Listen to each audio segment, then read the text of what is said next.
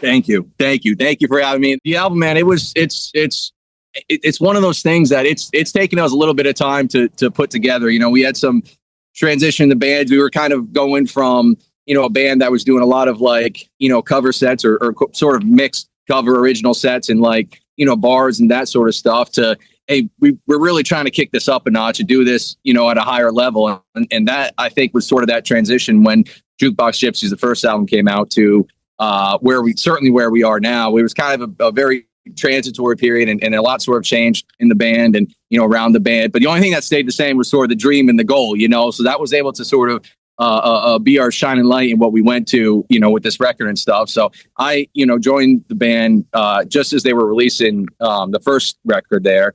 And immediately, you know, about a year in, Dylan, the drummer, and I had started, you know, writing some songs and stuff and, you know, putting together some stuff and realized that, you know, this could work, you know, more than just one or two songs. And we just kept going. And eventually we had an album on our hands. So I think what's cool about this record is that you can listen to, you know, it from front to back or whatever. And the songs are kind of mixed. They're not in chronological order, but there's some songs that, you know, him and I first started writing, and then songs that we just recently wrote where, you know, I think you can tell because it's just like, there's a lot that goes into, I mean, all of it really, but you know, where our approach was in the beginning, you know, it was very much a sort of, trust building, confidence sort of thing, and each other writing with each other until, you know, where we were just recently when we were, you know, finishing up recording the album there. And, you know, we had a lot more, of that sort of confidence, and we were able to kind of take things into some really cool directions. So what I think is great about this record, man, is that it really is a literal record of, you know, some transitioning times and some just a band that was kind of on that verge of trying to go to that next level or where we are now, you know?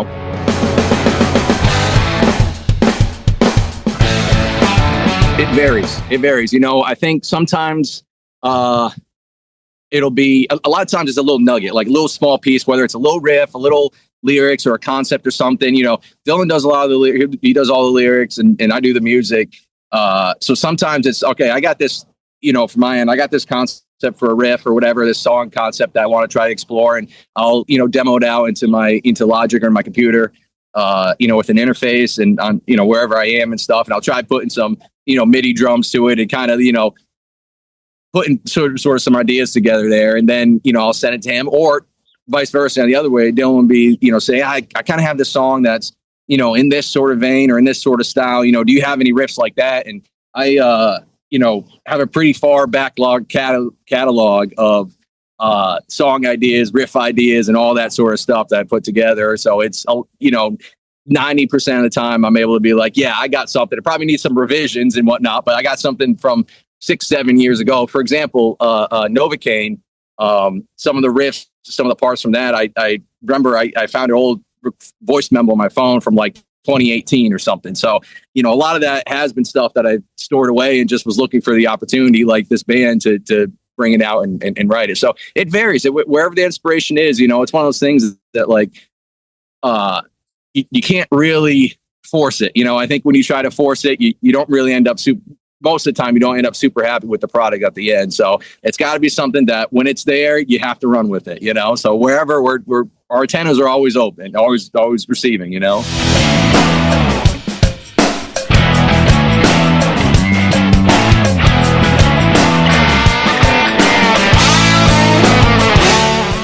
It does, you know, and a lot of that is, I think it has been or could be attributed to, you know, the band that we have with us, the very talented band, and the background that each member of the band sort of has. You know, when we're writing this sort of stuff, it's very easy for me to have in the back of my mind something like The Healer, where we have Eric, our keyboard organ player. You know, he's very talented and not just in the studio, but also live, where I know that we can put these parts in there and have these sections for him to sort of feature him, and that, you know, it's going to be pulled off and it's going to be great, and that it's going to kind of live in his world of stuff. And the same thing with, you know, Will with the slide guitar and some of that other stuff. So, you know, having the people that we have, the personnel that we have, it's very easy to sort of pull and be able to know that, hey, we can do this or we can do this here, you know. So there's a lot of influences and you know, all over the album, and you know, it's something that I think we're all very proud of, because you know, the reason there are influences because we love them. You know, we love listening to, you know, the bands you mentioned, and love just playing that sort of stuff. So to be able to get to pull the parts of that we loved and we appreciated and put it into something that is ours is a pretty cool full circle sort of, you know. Hey, Paige. Yeah. There's no hiding that. He's you know, Jimmy was sort of the one that when I was first kind of really seriously getting into guitar, you know, I remember a lot of those, you know, I think it was like Kashmir or something like that was one of the first ones I listened to. And it had like a very defining sort of moment to me in the sense of, it was like, you know, when you have some of those chords that cascade down, and there's a point where it sort of becomes atonal, and it's just like, what is that? You know, that for me, as I'm sure it was for probably millions of budding musicians, was, you know, what kicked open that door, what made me sort of want to get into it more. And, you know, so then it was, you know, all the studio albums and everything like that. And then what's great about Zeppelin is that they have a huge catalog of live albums to start, you know, listening to and transcribing. And then there's an even greater backlog of bootlegs, you know. So if you're into all that sort of stuff, there's so much material there to cover that you could, in a lifetime, you know, go through all of it, learn all of it. But it's a really good place to start anyway. So.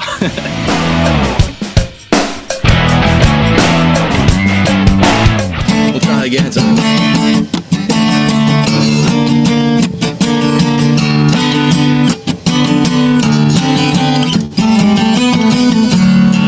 You know, something like that, but it's a cool track, man.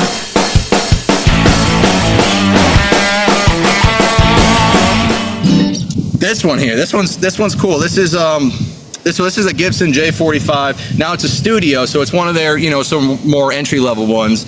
I acquired this one where I grew up in Northeast in the States there.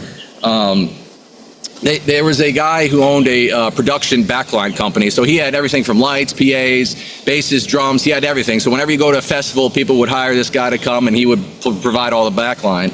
Well, he was getting out of the business. He was getting a little older, wanted to pursue other ventures or something like that. So he had sort of an estate sale for his backline company. And, you know, but my dad and I went and checked it out. And this is one of the guitars he had, which is cool.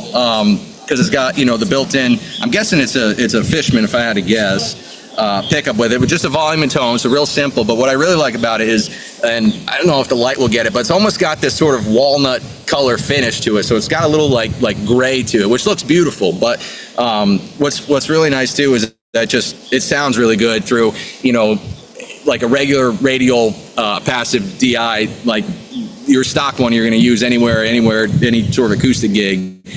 It sounds great through it. It plays well. And being a studio is something, if I was to, you know, ding it or nick it or something, it's not going to be the end of the world for me, you know? So it's great. And what's cool about this one too,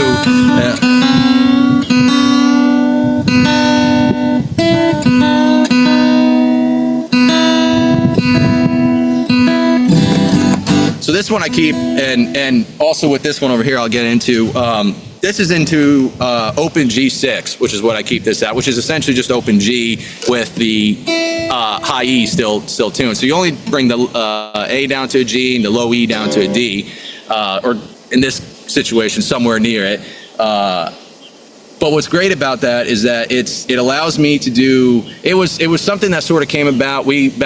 Back when I first started playing with them, we used to cover Twice as Hard by Black Crowes. That's, you know, sort of in that open G tuning. But some gigs, I would be the only guitar player, the only harmonic instrument, you know, on the gig. So I would have to play the riff, but also would play the solo. So it became one of those things where I almost split the guitar in half, where, you know, I had the riff down here in the lower strings, and then on the top I would play the solo. So I had to keep the top in standard, but the bottom in open G. So it was more of a functional than it was, you know, any sort of intent beyond that. But this open G6 is nice because it, you know, has just by itself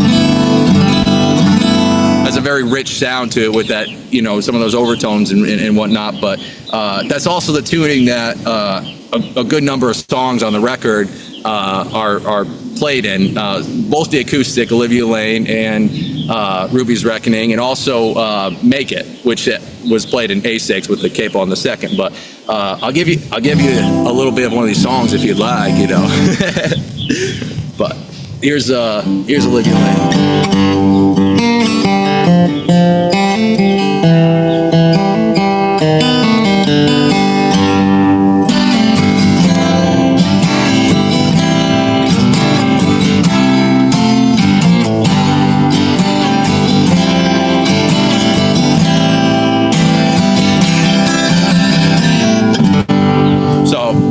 It's cool. It's functional because you can still play leads on it, but it's also got that beautiful open chord sound to it, you know?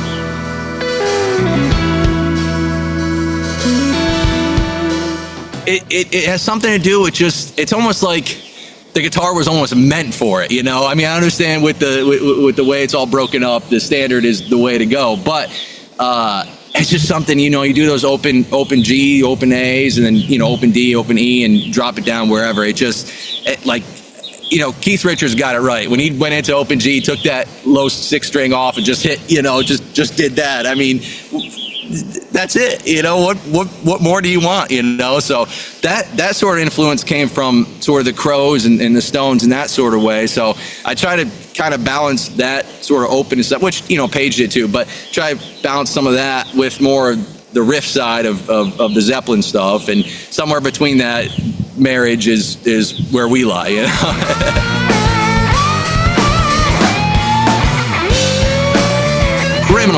Criminally, and you have to kind of dig to find some ones, but you have to probably look at some of his other bands, other works he's done, but some of those solos that he's done, again, the live stuff is great, but some of those solos that he's played, it's just so lyrical and musical and tasteful, and it's great. It's really great. We had the pleasure of seeing the Crows, getting to go to their concert when we were back in Nashville a few weeks ago, and oh my God, it was so good. It was so good. I've seen them, I think, 3 or 4 times now, and each time they just get better, and I just get more into the band and Rich, and you know, also the vast number of other great guitarists they had, you know, with Rich, you know, Mark IV being one of my favorites there, but yeah, man, Rich is great and very inventive, and you know, to me, he's someone that I think took that kind of Stones open G, you know, Richard stuff and brought it into his own sort of, you know, musical way. You know, something like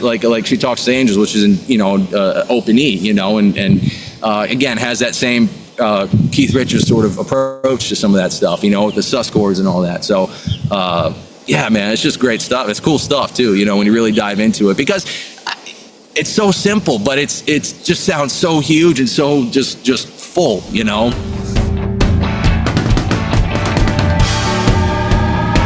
He does. I think they were saying they did a recent video of his rig, and I think his tech was saying that he uses a different guitar on every song. So they might play, I don't know, 15 songs a night, and he has a different guitar for all of that. Plus all the others guitars he's saving for the other songs that they didn't do that night. So he's probably got 30 guitars with him on the road right now, you know. Even when he goes overseas, you know, he's got a whole bunch with him. So it's cool, man. It's cool to do that. I you know, hope to one day to be able to have that luxury, you know. Yeah, right now, well, we'll start with the powerhouse of it. And it was a recent acquisition I had just this year. So it's either late 2025 or early 2026. They're calling it a vintage series, JCM 800 that Marshall makes. It's great because it's, you know, all the regular circuitry that you'd expect and drive and push from a regular Marshall. But it has the effects loop, which is great because I use the effects loop for obviously, like, you know, stuff like chorus or delay, but I also use the effects loop. And this was a tip I got from, his name's Blake Allard. He's a guitarist in the band Joyous Wolf out in LA. And he said that if you take any sort of boost or drive, I just use EQ pedal with the settings pretty flat. The EQ's pretty flat. And I just take the gain on it and just bump it up maybe 1 or 2 levels. That when you send that through the effects loop, for whatever reason, the way it goes in post preamp straight to power amp section, really, it takes your level from here to up here. And if you've never tried it, and if you're playing in a band like we are, where you have 3 or 4 harmonic instruments happening at the same time, you need something that not just EQs you into, your range or whatever, but also just gives you that push over top. And that's one of the things that it's like that does that, So I'm running that into, and that's the 2203, so that's 100 watter. And I'm running that into a Mesa cab, and that's made with the vintage 30s, and it's a newer vintage 30s, but there are English-made vintage 30s, which is very hard to find nowadays. That's why I had to get that cab specifically, is because a lot of these vintage 30s coming out are made in different parts of the world, and not as, they still sound great, but not as great as good English ones, And on top of that, there's something recently I've added to. It's really just a voltage regulator. A few weeks back, we actually had an incident where we were playing this big outdoor venue, and they had these huge line arrays. Something that you'd see at a big outdoor theater or something. Just something ridiculous. And as soon as they turned it on, it must just not have been enough circuits running on stage. My amp sagged, and it got to a point where it was like, it must have been running, an amp that's designed for here in the U.S. around 120, volts, must have got down to like 80 or 90. It was bad. So it was one of those things that I was like, never again, So all that does is just regulates the voltage there, make sure that the stuff coming out of the wall, there's not a lot of, radio interference or anything like that going into it. And just if I was to have another, brownout like that, it would try and protect my tubes a little bit, because when you're out on the road and you got to stretch of shows and something like that goes wrong, it's hard to get stuff fixed. So that's the main rig there. This is the backup one here. It's a Bogner Shiva, so this is the 80 watt version. And that sounds great too, but this is the one that if I ever had a problem, this is stored in the bus. And I have that running to a cab that I built myself, and that has a cream back and a green back in it. So it's got the G12H 65 and G12H 75 in there, which to me, in my ears, the cab itself, and maybe it's just the construction of it, my poor construction, is a little bit brighter. So something with like the Marshall where it's, those 800s, I usually run the treble and the presence on 0 anyways. To put into that, it would just be, it would be pretty pierced. It'd be very ice picky, So those just stay in the bus just in case we have, any issues. But as for guitars, we already showed you the J45 here. I'm a big Gibson guy. That's what Page did. That's what a lot of the greats did. And it's just, it works well. And it also, Will, our other guitar player, he plays Fender and, plays a Fender Super Reverb amp and stuff and Strats. So that has its own sort of sound. So I can sort of occupy this sort of thing, sound and EQ over here, and it all just sort of works really well. So my main guitar is usually a Les Paul of some sort. I have that on the bus right now just because it's pretty hot out here. That's the guitar I'm about to take over to UK with me, so I don't need that to be neck to be warping one way or the other. But in addition to that one, I just recently got this one too. This is pretty cool. I'm a big fan of the TV yellow guitars. This is a 2022 Les Paul Jr. It's just your standard regular stock one here, but what's great about it is the P90s in it. As I mentioned, this band has a lot of harmonic frequencies going on at any given point, and for whatever reason, the P90s, not as quiet as the humbuckers and the Les Paul, but they just cut so well, so you can be rocking out, everyone can be going, and you're still going to get this guitar coming through out front. And the sustain on it is great too, but this one I'll usually leave in the same tuning as this. We have that song Make It, which is in open A6 with the capo, but it's really an open G6 tuning and stuff. So this one kind of stays in the open one, and we also do a Crows cover, My Mooring Song, which is on the album coming out this Friday, and that one will play in the same tuning, and that's the same concept where I have the sound of the open strings down lower, and then I can still play solos and leads up top. So this one's a pretty cool one here, and I like it because it's really light too. So some of those Les Pauls, you'll be feeling it on the back after not too long, And then finally, probably the most interesting piece I've come to acquire is this 12-string Les Paul here, and it's a traditional and everything in that, it's except for, you know, the extra 6 strings on it, you know. And if you're not noticing, if you're not looking, you know, it kind of looks like a regular Les Paul, everything except for that headstock on there. But it sounds great. I've used this guitar in the studio. I use this on our track, The Healer.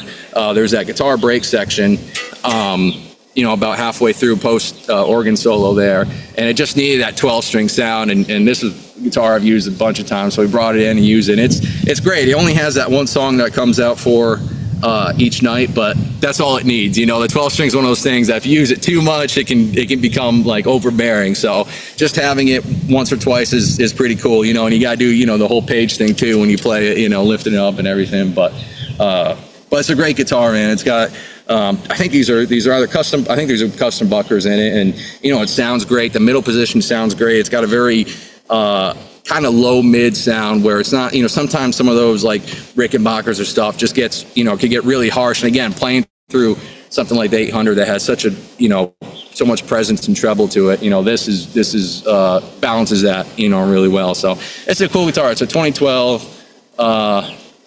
and it's got the Grovers on it, so it's cool. I like, you know, I always look forward to playing this one, you know, each night. So but unfortunately this will not be coming over to the UK with us. You know, it's one of those luxury items, you know. So you got to keep it safe in the bus, you know.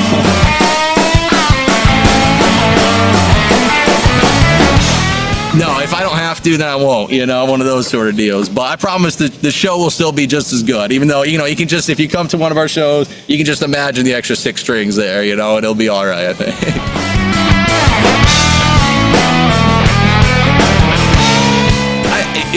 They got it right, man. They got it right. You know, it's something about when you get that, you know, Les Paul and you got it slung down low and you're going to a 100-watt Marshall and it's cranked. It's just like, man, it's just like riding lightning, or what I imagined it would be to ride. You know, they got it right, and it's a symbiotic relationship, really. You know, one helps the other, and it's beautiful. It's a beautiful sound. There's a reason so many people have done it, and so many people will continue to do it, you know?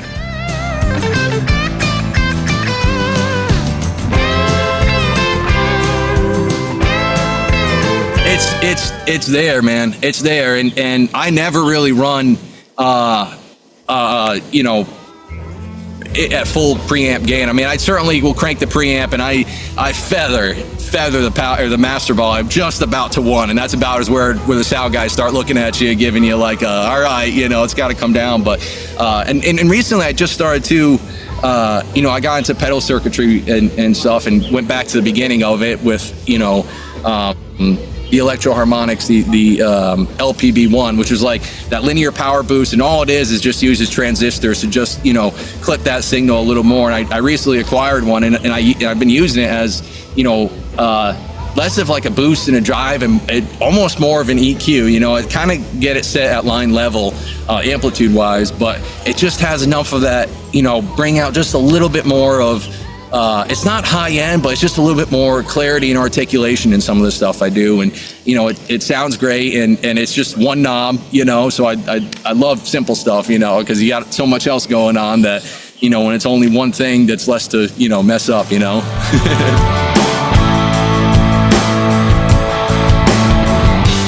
I do. I love the fuzz. I have myself actually the British pedal company makes a Tone Bender Mark II, which is, I guess, you know, has the OC81D transistors in them, which are a little bit warmer. They're the Germanium ones. And that was supposed to be something that, you know, in line with what, you know, Page was kind of using on some of those early, you know, 68 shows when they're playing in Denmark or something like that. And I got that and stuff, and it's a great pedal, but anything that adds too much of that harmonic overtones, you almost get lost in the mix. You know, you have to be conscious of what you're doing, but you also have to be aware of what everyone else is doing too, and where everyone else is sitting. So sometimes having things that can almost not thin out your sound, but can kind of put you into more, you know, a certain spot and just boost you there, it also ends up working out better for you than something that's just going to boost all of the, you know, the drive to it. So I do that. I have, you know, a phaser, a little bit of a, you know, a Phase 90. I have a tremolo, an MXR delay, real basic stuff. The really cool one I have is a Boss harmonist. And I got this from, I think his name is Mike Kerr, the bassist and singer from Royal Blood. He uses one on his board, and he uses it. It's got some great functions. It's you can tune it to wherever you want and mix it in, so you can have an octave pedal or a third, fifth, etc. But it's also got this mode that's called S bend, and all it does it's pretty much like a whammy pedal, but it goes down low and it goes up pretty high. So it's cool, really cool to use it again, like the 12 string. If you can do it, find a good spot for it once in the show where it creates that moment, then it's perfect. Any more than that, and then it's just like, all right, now we've seen your bag of tricks, and it's not so special anymore, But that's it, man. It's really simple stuff, and it's just little moments that I like to put a little extra color on it, just to kind of for the people that are listening or whatever, and it keeps it interesting for me too. So that's it. It's real simple rig,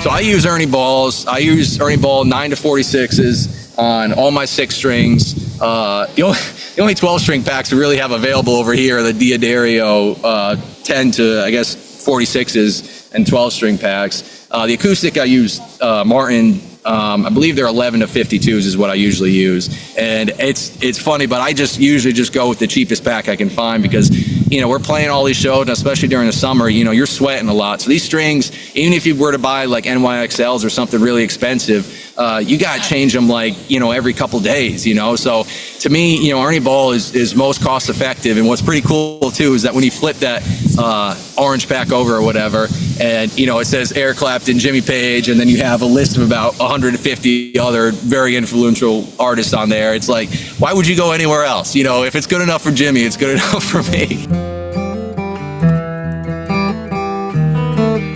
That's exactly it. Yeah, and the 9 to 46 too is cool. It's a hybrid between the 9s and the 10s. So it's got a little heavier bottom on it, which when you get rocking, that's usually where you hit it first, is those lower strings. So having 10s on the bottom, but then the lighter 9s on top, it's almost in line with the same mentality for the the tuning of how I kind of split the guitar almost in half, and approach it that way.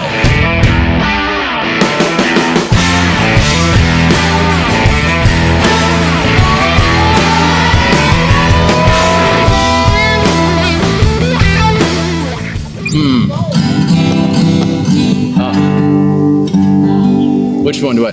Man, I tell you what, it's gonna sound a little weird on acoustic, but I was a big fan of Make It. I like Make It because the way the song developed, and the sort of feel changes from quarter notes on the snare to the halftime, sort of that concept we figured out going into it, and then we kind of built the song around that, and then the double time on the chorus and stuff. But the riff came about. I had some of the stuff kind of in my head, and it was kind of in there and out there, and just one night I was just about to lay down and go to rest or go to sleep, and all of a sudden I just heard damn it in my head, and I was like, now I gotta get up and play this. So I figured it out, but it goes something like this. Not that one.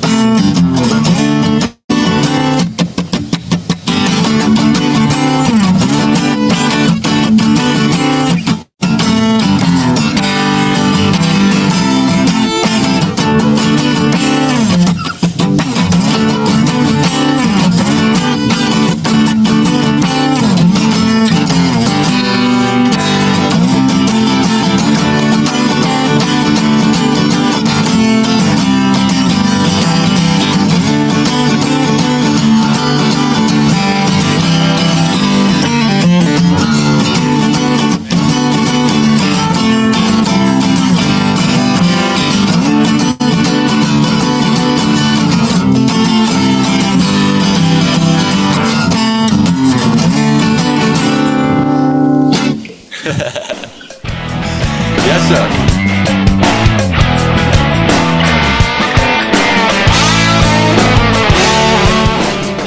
Well, it really comes down to that's just what I have. No, I'm kind of a bigger fella, and I got some bigger hands on me, and some of those R9s and ROs, the 60s and stuff, the necks on them are just, they're great, but they are thin, you know. I really like the 57 and the 58s because they still got, the 57's got real big baseball necks on them, and they're great, you know. But the 58 I really like, it's just kind of that sweet spot in between where it's just a little bit thicker, but it's not really to the point where, you know, it's too thin. It's almost like the tail of Goldilocks, right? You know, the just right, you know. So that's it. And I got, you know, the burst buckers in there. It's a great guitar too. It currently is off the road. It's on the mend right now. It took a little bit of a unforeseen tumble, and I had to you know, repair some things on it and put in some new pots and all that sort of stuff. And it was one of those deals that I was like, you know, I got it fixed up, I got it resoldered and everything, but it hadn't been road tested. And it was like, man, I don't want to take this guitar out on the road and not have it work and then not have a Les Paul to bring to the UK with me, you know. So it was one of those sort of things. I was like, I have to leave it here and let her do her thing, you know, because otherwise it's not going to be good, you know. So but yeah, I love that RA. That's my main guitar there, and usually if you come to any shows here in the States or whatever, that's what I'm going to be playing, man, you know.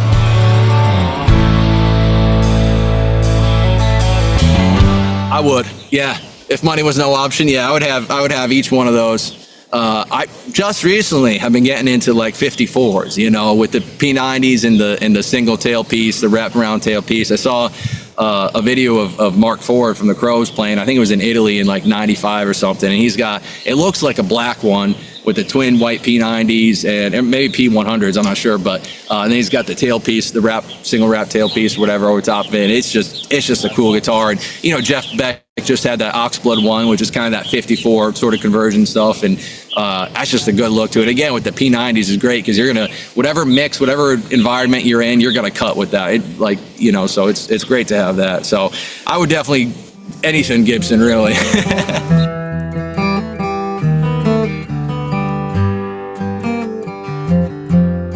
Yeah, a little bit. I think I'm into it for the novelty of it, you know, because it's like before you know anything about guitar, you say, you know, Mom, I want to be a rock star, and you think about a flying V, you know, that's kind of what it is, you know.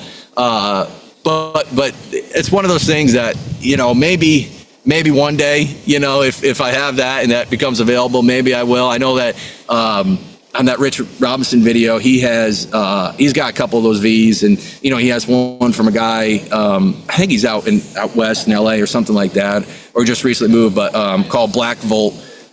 He does guitars, amplification, all that sort of stuff, and he makes some really great stuff. Our buddy Henry James that plays with Robert John has a couple of his instruments, and they're, I mean, top of the line stuff there too. So it's really cool. So maybe something like that too. You know, we're very fortunate nowadays that there's a lot of great instruments being made by the big companies, but also by, you know, local luthiers and probably smaller, you know, companies like that. But the quality is just as good, if not better, a lot of times, you know.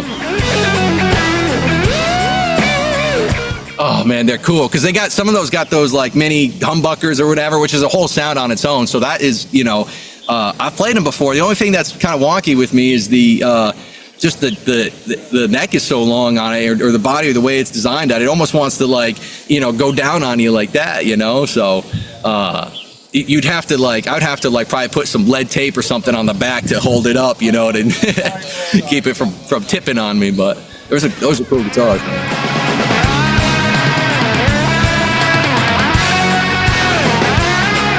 It's a lesser known one, but I think nowadays it's starting to, you know, gain some traction, which is funny because it's an older song, but it's off of, also off of Physical Graffiti, but it's a song called 10 Years Gone, and it's notable to me because it features Page on the Strat for the main riff, you know, and it's just so clean. It's something that it's like, it's not him, but it's him, you know. It's one of those sort of things. And you know, if you scour YouTube, you can find old tapes of him and his home recordings of stuff, and he's working out the, you know, the harmony section that comes after that bridge and stuff, and it's beautiful. It's a beautiful composition. It's one of those things that, it's, you know, if you were to ask me what song would I have wanted to write if I wrote a song or something like that, that would have been the one. But for better or worse, it's kind of like this.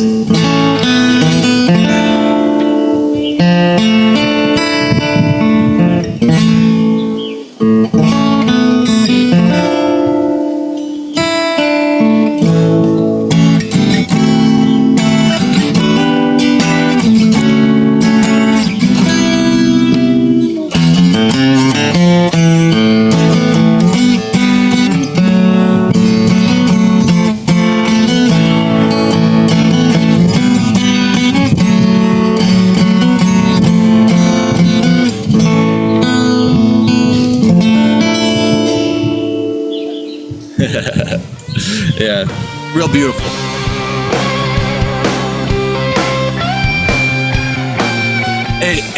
It is. It's that to me is almost pinnacle Zeppelin recording wise, just because there's just so much on that. And you know, you have songs like the Wanton song, which is just like this octave riff, drive and real thing, and then you have something like that, or Night Flight, which is a lot, you know, a different mood, you know. So that to me, if I could ever do something like that musically one day, I think I would. I think I'd be okay. I think I'd be happy.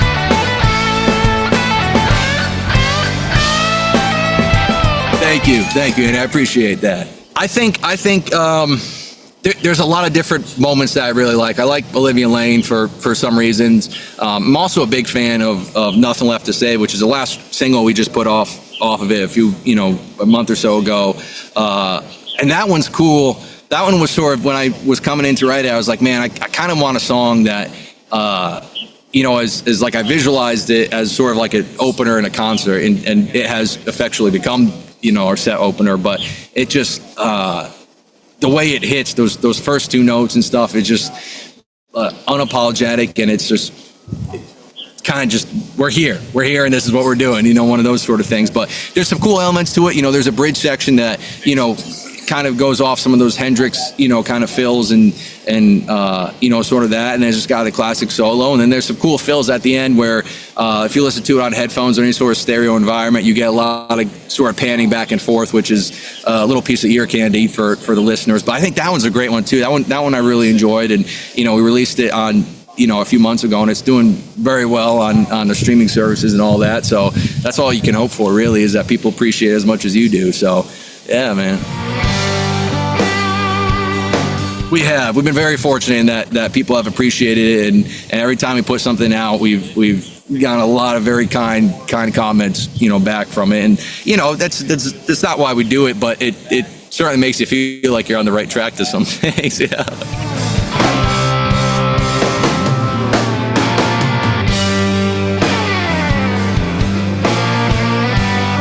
Well, as the journey itself is a challenge, because we spent a lot of money on some really nice road cases, some flight cases. So, we took those precautions, but you can get the nicest one in the world or whatever, and still might end up having a broken headstock when you get, to where you're going, which you hope doesn't happen, but it's the risk you have to gamble in order to do all that. So that in itself is a sort of concern and worry. The airlines we fly have, knock on wood, done a phenomenal job with, and we haven't had any problems with it. So I'm hoping it continues this way for the trip there and the trip back. But the most difficult thing, as it is, I'm sure, for any player, is when you get to, overseas, you don't really have your rig, even if you have, which we're fortunate in that our tour manager has actually a real vintage 800, JCM 800 over there for us to use. And so it's, as close as you can get, but it's still its own thing, and a vintage one like that isn't going to have the effects loop. So I have to sort of rewire my brain and literally my pedal board too. I bring a much smaller pedal board over, to how I'm going to approach the set and the songs, and knowing that I can't bring over, my all of my pedals. So I'm going to have to, utilize things in a different way. So it's a challenge in that,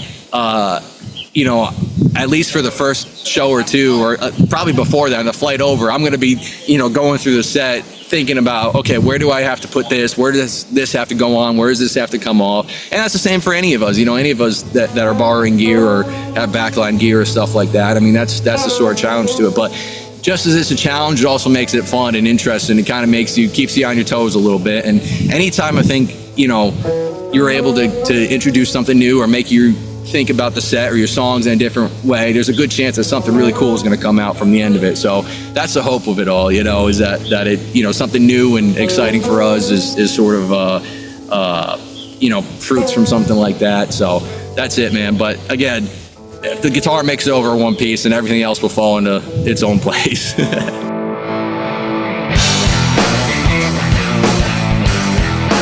Well, that's today's task at hand, because I regularly travel with, the pedal train's Novo 24, so it's, sizable, and I don't use all of those pedals by any means, but I'm going down to, I'm trying to remember the size of it, but it's a lot smaller, and it's enough that I can probably fit 4 or 5 pedals on there. So I got to have a tuner. That's going to be that. The tuner, I'm going to have a delay. The 800s don't have reverb or anything like that, so you're going to want to have a little bit of some cushion behind your sound. And then, it's probably going to have some sort of drive or something like that, and then, a solo boost, and then whatever effects I can have as far as the phaser. And maybe that harmonist is what I'm going to hope to have over there, so just something so that I can kind of keep, our set as close to as it is over there too, but that's the cool thing too, is that, the set that you're going to be hearing over there is us, but it's its own version of it, so it's something that they don't get over here, so if you wanted to feel, special about that, that's cool,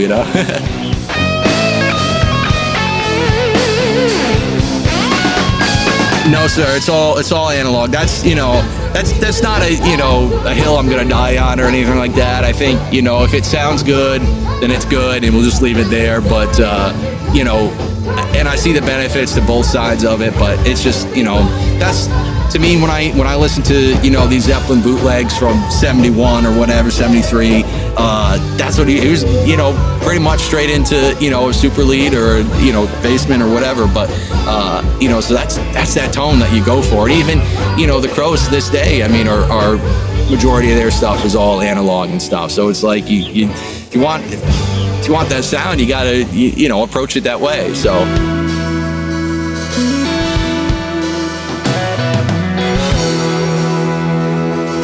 Let me see here.